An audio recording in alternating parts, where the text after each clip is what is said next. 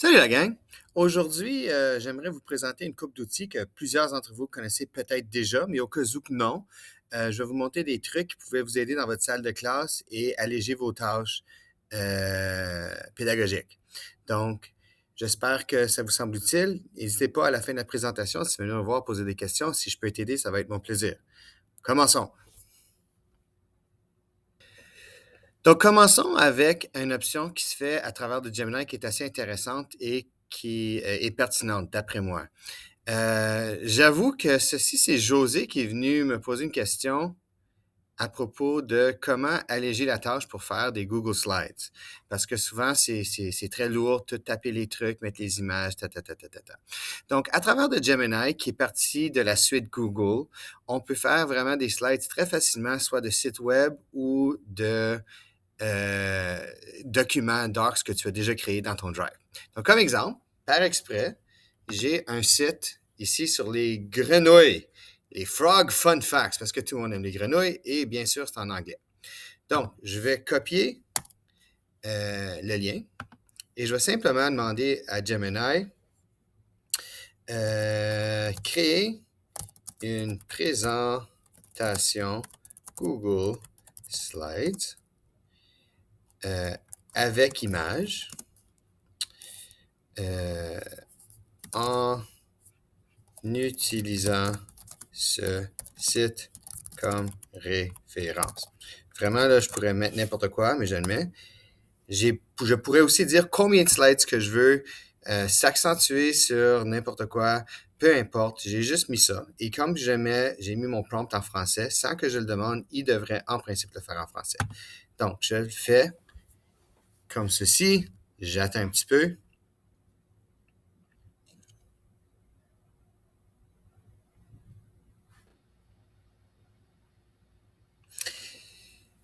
J'ai accéléré la vidéo parce que ça prend quand même quelques minutes.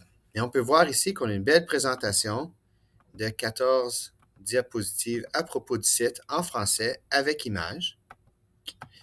Et on peut voir aussi que les deux dernières images nous donnent les sources des photos qu'il est allé sortir. Donc, il fait quand même référence aux images qu'ils utilisent. Comme ça, on reste conforme aux normes. Maintenant, ça c'est juste à l'intérieur de Gemini, j'ai besoin de l'avoir en un slide. Donc, je vais simplement cliquer Exporter vers les présentations. Et là, j'attends un petit peu. Et finalement, en bas, je peux faire Ouvrir présentation. Et le voilà. Je peux relire. C'est pas parfait, bien sûr, mais c'est vraiment très bien. Il change, mais voici une présentation en détail par rapport à la page web. Remarque aussi qu'il le fait sur la page et pas le site au complet. J'aurais pu le demander de faire sur le site au complet et là, il aurait pris de d'autres pages sur le site également. OK, maintenant, j'aimerais faire une présentation Google Slides basée sur un Google Docs que j'ai déjà fait.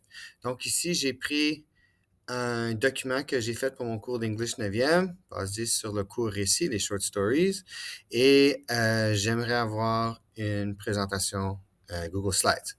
Donc, la première chose que je fais, la façon la plus facile, c'est de le donner à Gemini, c'est d'en faire un PDF. So, je vais aller dans un fichier et je vais aller télécharger en PDF. Je vais le sauvegarder sur mon bureau. Et maintenant, je vais aller sur Gemini et j'ai déjà mis mon indication. Je l'ai écrit en anglais parce que je veux que la présentation soit en anglais. Donc ici, j'ai dit I'm uploading a PDF file, create a Google Slides presentation based on it, summarize each major section into its own slide. Feel free to add images for pizzazz. When you're done, generate a link to the Google Slides file. Donc maintenant, la seule chose qui me reste à faire, c'est téléverser le fichier. Je vais aller le chercher ici, je vais l'ajouter. Et là, je vais attendre environ 2 minutes pour qu'il crée. Envoyer.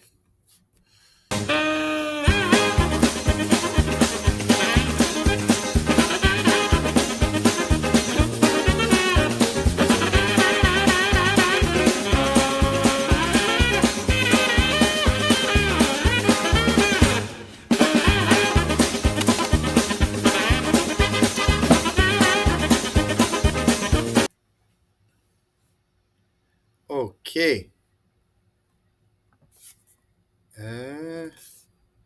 Bon, surprenamment,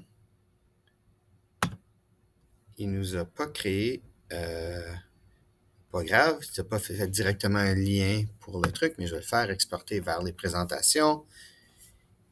Et par la suite, il va me créer un Google Slides avec les éléments que j'ai mis, avec une couple d'images et d'explications. On peut voir utiliser plus ou moins le même texte que je lui ai présenté, avec des belles photos. Et bien sûr, par la suite, si je ne suis pas satisfait, je peux simplement aller dans le slide une fois qu'il est terminé et le changer par moi-même. Ceci dit, c'est infiniment plus vite que de le créer toi-même. Merci et à tantôt. Je te dis, j'étais tellement excité de parler d'outils d'intelligence artificielle que je fallait que je prenne un moment pour me calmer puis changer de hoodie. Bon, je vais vous présenter maintenant le site Wayground, qui est finalement le vieux site Quizzes. Encore une fois, plusieurs d'entre vous connaissez ce site probablement. C'est un site semblable comme Gimlet ou Kahoot.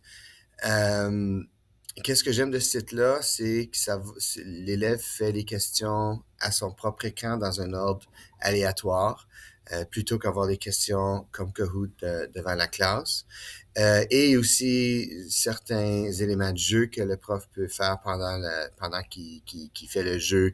Il peut donner 2 fois les points pour une question aux élèves. Il peut faire un glitch qui rend les questions plus difficiles à lire, etc. Puis les jeunes, ils rentrent dedans beaucoup. Kahoot aussi peut générer des quiz avec l'intelligence artificielle, mais c'est payant. Tandis que Wayground le fait relativement bien et gratuitement. Donc, je suis dans Wayground, je veux créer un quiz. Donc, je vais à créer, je vais à évaluation, générer avec l'intelligence artificielle. Et qu'est-ce qui est le fun, c'est que ça me laisse aller chercher mon fichier directement dans mon Drive. So, je vais aller chercher directement dans mon Drive. Et je vais aller choisir, disons, bon, un quiz sur le dessin technique. Wayground va le télécharger. Par la suite, il va me demander combien de questions que je veux. Disons 15. C'est pas des élèves de 3e année, c'est des élèves de 9e année, Beaux-Arts. OK, pourquoi pas. Et là, générer. Qu'est-ce que j'aime aussi, c'est que si ton document a des images, il va essayer d'intégrer les images dans les questions de façon automatique. Faut absolument que tu relis les questions. Des fois, il va faire des erreurs où la question va apparaître comme un non-sens, tu vas être obligé de le reformuler.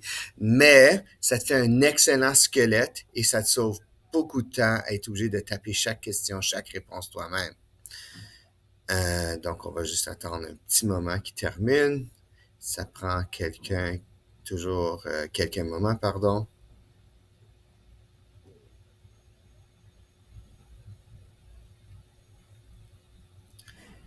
Encore une fois, si tu veux poser des questions par rapport à ces outils, je ne suis pas un expert, mais j'ai une bonne base dans ceux-ci. Donc, viens me voir, puis je peux peut-être te donner un coup de main, ça va être mon plaisir.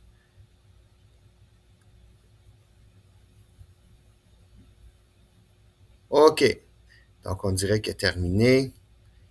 Et comme tu peux voir, il a fait un quiz à 15 questions.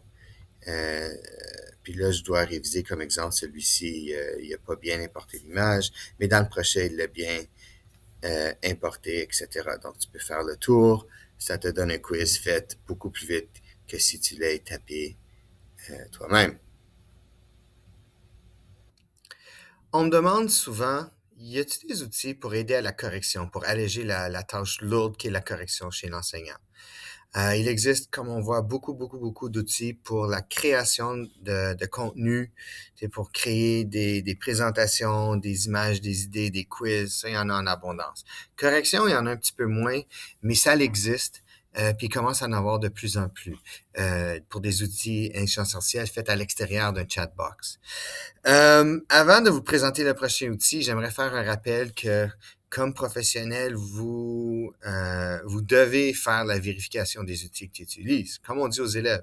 Donc, si tu utilises des outils de correction, tu as le devoir de faire un retour sur peut-être les commentaires générés, les idées.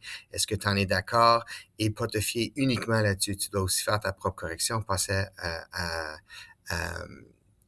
passer à travers des travaux que les élèves te donnent pour finalement donner une rétroaction qui est vraiment de la tienne.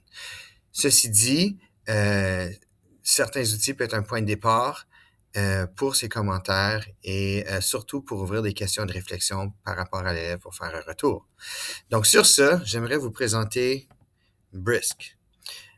C'est un des plus populaires dans les dernières années, utilisé dans plusieurs conseils scolaires euh, à travers de l'Amérique du Nord. Moi, je vais vous montrer certains outils de la version gratuite que tu peux avoir facilement. C'est une extension de Chrome. Donc, à travers du magasin d'achat de Chrome, tu peux l'installer dans ton Drive. C'est un outil qui se fait très bien avec Docs et tout ça. Donc, j'ai ici une dissertation d'un élève de français. Et la dissertation ici, je n'ai pas commencé à corriger. Mon outil Brisk en bas est ici. Je l'ouvre. Euh, le, le GUI, comme on dit, là, il est en anglais, mais c'est pas grave. Donc, je vais trouver un truc. Donc, dans la version gratuite, c'est le fameux Glows and Grow. Donc là, qu'est-ce que je vais faire? Je vais choisir le français. Voyons. Canadian French. Nous voilà. OK. Et maintenant, qu'est-ce que je trouve vraiment bien, c'est qu'à l'intérieur de rubrique, tu peux mettre, c'est 11e année, en intérieur de la rubrique, tu peux mettre la grille. Donc, je vais ajouter la grille d'évaluation qui m'a été partagée en version PDF. Donc, je l'installe et puis là, je leur demande, s'il vous plaît, vas-y fort. Donc, il lit à travers du texte et il va me donner des commentaires positifs par rapport à la grille. OK? Il va référer à la grille parfois dans ses commentaires. Grow, ça va donner des commentaires, peut-être des choses à travailler ou des choses qui auraient pu être mieux réussies dans la dissertation. Et qu'est-ce que je trouve le plus pertinent de cet outil? C'est la partie Wondering. Donc, qui te pose des questions pour comment que l'élève aurait pu aller plus loin. Qu'est-ce que des questions qui pourraient se poser pour aller encore plus loin dans son travail, pour revoir ses idées. Comme ici, tu peux voir comment pourrais-tu intégrer davantage la méthode argumentative dans chaque paragraphe pour renforcer la structure de dissertation. Si tu mets ta grille, il va se concentrer presque uniquement à la grille. Tu peux aussi, dans son quand tu lui demandes de te donner des conseils, de ici simplement dire de qu'est-ce que tu cherches. Si c'est un travail formatif, tu n'as pas nécessairement d'écrire. Un autre outil que j'aime, et ceci est disponible dans la version payante seulement, c'est de le faire à travers ici aussi, il te donne l'outil, pardon, de voir où est-ce qu'il a collé, combien de fois qu'il a copié-collé, ça aussi c'est intéressant. Bon, dans mon truc de fil, j'aime aussi Targeted. Ça, c'est seulement dans la version payante, malheureusement, mais tu ajoutes la grille. Et là, tu lui demandes et il va le viser par rapport à la grille que tu lui as donnée. Il va viser des parties et mettre des commentaires assez précis à l'intérieur. Encore une fois, si tu utilises cet outil, allez revoir les commentaires, changer les choses que tu n'es pas d'accord, réviser, revoir, supprimer, etc. Mais tu peux voir comme il y a de la bonne rétroaction, puis il laisse des commentaires pertinents un peu partout, grammaire, tout ça, par rapport à les paramètres que tu as donnés dans la grille. Si tu ne mets pas de grille, tu fais juste lui faire générer des commentaires. Les commentaires vont aller d'ordre général, mais ils sont généralement pertinents. Mais encore une fois, le plus important dans ces genres d'outils-là, c'est vraiment d'y retourner et puis de revoir si tu es d'accord avec les trucs. Je voulais prendre un moment pour vous parler des différents chatbots d'intelligence artificielle. La vaste majorité vont à ChatGPT, puis ça, c'est absolument correct, mais il en existe plusieurs, puis chacun ont leurs forces et certaines faiblesses. Je vais juste dire simplement que euh, qu'est-ce que je dis n'est pas des faits absolus. Je partage simplement des opinions personnelles que moi j'ai eues à travers de mon utilisation avec. Donc, de grâce, s'il vous plaît, va les explorer toi-même. Tu découvriras pour toi-même qu'est-ce que tu aimes ou aimes moins à propos de ces chatbox. Je vais commencer avec ChatGPT, le grand Manitou des chatbox, comme tu peux voir. C'était pas nécessairement le premier, mais c'est le premier avec un grand succès commercial et international qui a un petit peu changé l'idée d'utilisation d'intelligence artificielle. C'était le premier à être grandement accessible avec des serveurs puissant. On va pas parler d'un historique, mais on va juste dire pour aujourd'hui, c'est quoi? C'est le plus grand. C'est celui qui est le plus grand serveur, c'est celui qui est le plus visité, c'est celui qui est le plus utilisé. Euh, il a fait beaucoup de changements durant son évolution. En ce moment, il est parmi les plus rapides. Moi, je dirais que c'est le deuxième plus rapide après Gemini à cause de la puissance de ses serveurs un petit peu partout. Il fait tout très bien, mais c'est un petit peu ça. C'est une machine à tout faire, puis il est spécialiste, pas nécessairement dans une faction de tous ces genres. Image, il est très limité. Il génère des images très, très bien, mais pour le compte gratuit, il te permet juste d'en générer 2 ou 3 par jour, dépendamment de ta recherche. Donc, si tu cherches vraiment à modifier une image jusqu'à temps qu'elle est à ton goût, tu peux pas faire ça avec ChatGPT. Pour toutes les autres, c'est celui qui est plus populaire. On a une bonne idée de qu'est-ce qu'il est capable de faire. Donc, je vais me concentrer sur les autres qui sont connus un petit peu moins. Claude, c'est un chatbox de plus en plus populaire dans Anthropic. Et qu'est-ce que Claude fait mieux que les autres? Il n'y a pas la puissance de ChatGPT nécessairement, mais c'est celui qui cherche d'avoir un langage le plus naturel que possible. Donc, disons que lui, c'est celui qui génère un texte qui semble le moins robotique. C'est celui, tu sais, ChatGPT, on pourrait dire que qui sonne comme un robot avec un beau dictionnaire de synonymes, tandis que Claude, lui, c'est celui qui essaie, c'est un petit peu qu'est-ce qu'il essaie de faire mieux que les autres, d'avoir un langage le plus naturel, celui qui semble le plus humain. Donc, si tu trouves que les autres chatbox sont un petit peu génériques, ben, je te suggère d'aller voir Claude pour les belles choses qu'il peut faire au niveau du langage. OK, Perplexity, j'avoue que sur un niveau personnel, c'est mon préféré. Perplexity, dès son début, il a pris une approche académique à l'utilisation d'intelligence artificielle, tandis que Chat générait beaucoup par eux-mêmes, puis sans donner un cours de techno, il prend pour acquis l'historique qui est utilisé, puis qu'est-ce que les usagers s'en servent. Perplexity, il voulait avoir un ton plus académique dans ces choses. Qu'est-ce qui fait très, très bien? C'est citer. ChatGPT cite, les autres citent aussi, mais Perplexity le fait de la façon plus explicite. Il veut vraiment que dire, regarde, ça c'est la réponse que je te donne, mon meilleur jugement par rapport à ces sites visités, puis ils vont les mettre en évidence.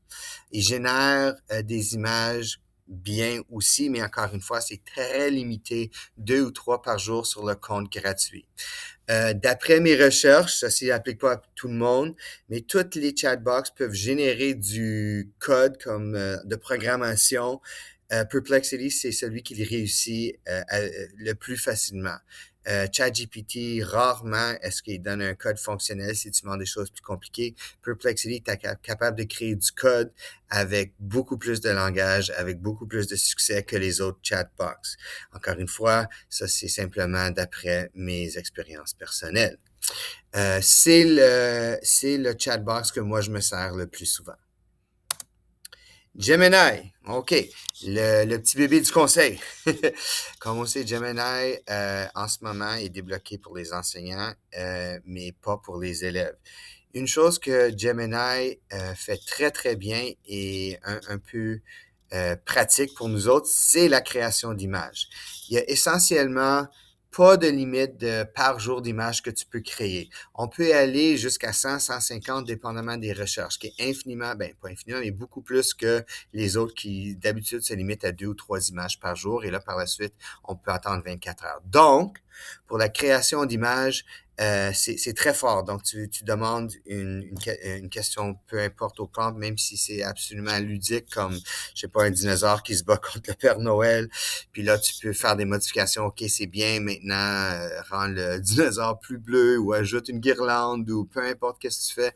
Tu peux faire des modifications, plusieurs, parce que tu n'es pas limité par la limite journalière comme les autres chatbots. So pour la génération d'images, c'est peut-être pas le meilleur, mais pour un compte gratuit, c'est dans qu'est-ce qui est le plus fort parce qu'il te laisse modifier tes images jusqu'à temps que tu arrives à un produit que tu aimes. Donc, pour les images Gemini, je l'aime bien. Aussi, vu que c'est un outil Google, c'est fait par le monde à Google, il est plus intégré à nos outils à nous, qui sont les outils Google Drive.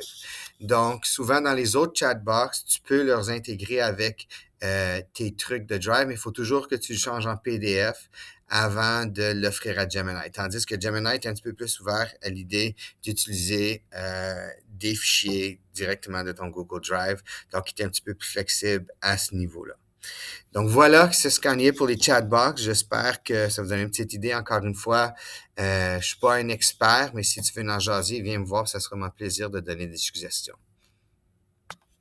Bonjour. Le dernier outil que j'aimerais vous présenter aujourd'hui n'est pas nécessairement un outil d'intelligence artificielle, mais c'est un petit outil de coup de cœur que je me sers en classe assez souvent. Environ 2 fois par mois, j'aime faire un fameux Jeopardy en salle de classe avec mes jeunes. Et à chaque fois que j'ouvre la page, c'est la célébration en classe. C'est un excellent outil pour faire une révision et c'est bien amusant pour faire des jeux. Donc, le site s'appelle Factile ou playfactile.com. Et la version gratuite te permet de faire 3 Jeopardy de sauvegarder. Donc, on peut jouer le jeu de courriel pour multiplier ton montant de courriel fois 3 pour avoir d'autres Jeopardy faire. Il y a l'option de créer des questions en intelligence artificielle d'après les catégories, mais celle-ci est payante. Pour la version gratuite, moi, j'aime me servir générer les questions moi-même. Donc, en gros, c'est super facile à créer des catégories, des pointages. Mon déroulement, simplement, c'est que je sépare la classe en groupes de 3 ou 4. Je leur donne chacun en groupe un tableau blanc. Ils peuvent se parler à chaque question pour générer leurs images en les écrivant 1, 2, 3 flips. Et ils lèvent leurs cartes pour voir ceux qui ont la bonne réponse, ceux qui ont la mauvaise, pour donner à l'équipe des points positifs ou négatifs. C'est le meilleur site gratuit pour créer des jeux de Jeopardy. So, comme exemple, on va en faire un ici. Et tu vois, le traditionnel, disons que j'ai 3 équipes, j'ai divisé ma classe en 3. Puis là, ils peuvent choisir leur fameux avatar. Moi, je vais les mettre au hasard, tiens, juste pour tout de suite, ils commencent le jeu. Les élèves en ordre choisissent quelle catégorie. Les technologies d'informatique. Firefox, Edge sont des exemples. Et après, on montre la réponse et des navigateurs, bien sûr. Et par la suite, on peut les ceux qui ont Bravo Scolaire et Riley. C'est un site très, très simple. Faire des questions, c'est juste littéralement de créer les catégories toi-même, les entrées. Mais ça change c'est surtout si tu as un tableau interactif, tu peux tout faire les trucs en touchant les cases dans ta classe pour vraiment bien animer l'activité. Et puis, c'est de loin l'activité la plus populaire dans ma salle de classe. Donc, un petit partage comme ça pour vous autres. Merci. Donc, c'est tout pour aujourd'hui. Quelques petits outils que peut peut-être vous servir en salle de classe. Certes, la majorité, probablement, vous savez déjà, mais juste comme petite idée. Encore une fois, j'ai dit souvent, là, mais si jamais vous cherchez de quoi, vous n'êtes pas certain ou vous voulez des idées, n'hésitez pas de m'envoyer un chat ou venir me voir en personne. Ça va être mon plaisir de prendre une couple de minutes puis jaser ça ensemble. Merci beaucoup. Bonne journée.